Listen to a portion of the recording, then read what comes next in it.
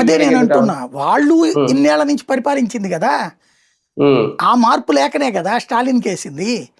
మళ్ళీ ఉమ్, స్టాలిన్ బారలేదని ఈ ఎదవ కాబట్టి ఆ ఎదవని ఎందుకు అనుకోవాలా? ఉమ్, అందుకని ఉమ్, కొత్తగా ఛాన్స్ తీసుకున్నారు అక్కడ.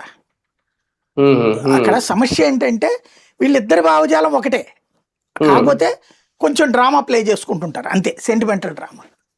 ఆ, ఉమ్, ఉమ్, ఇక ఇద్దరి మీద విరక్తి చెందున్నటువంటి వాళ్ళకి విజయ్ ఆల్టర్నేటివ్గా కనిపించాడు.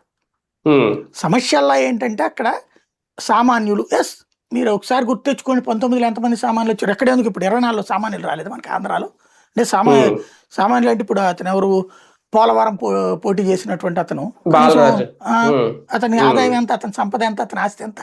మొన్నటిసారి ఉమ్, జనసేనలో వాళ్ళు సామాన్యులు వచ్చారు కదా, ఉమ్. ఇప్పుడు సందీపు ఇట్లాంటి వాళ్ళు అందరు అవును. సామాన్యులు వచ్చారు కదా జనసేనలో. ఉమ్, ఉమ్, అటు జనసేనలో సామాన్యులు వచ్చారు, బీజేపీలో సామాన్యులు వచ్చారు.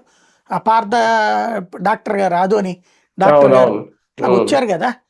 ఉమ్, కాకపోతే అక్కడ మనం ఇప్పుడు ఎక్స్ప్లాయిట్ చేస్తున్నాం అంతే. ఉమ్, మంత్రులు ఉమ్, ఎంతమంది పోయారు ఉమ్. అవును. 19లో జగన్ దెబ్బకి అనేక మంది మంత్రులతో సాబోయారు అక్కడ. అవును. ఉమ్, అట్లాగే మొన్న 24లో మళ్ళీ వాళ్ళ దెబ్బకి జగన్ టీం అందరూ పోలేదా, మంత్రులందరూ ఉమ్, ఉమ్. అందరూ ఓడిపోయినట్టే కదా మంత్రుల లెక్కనైతే.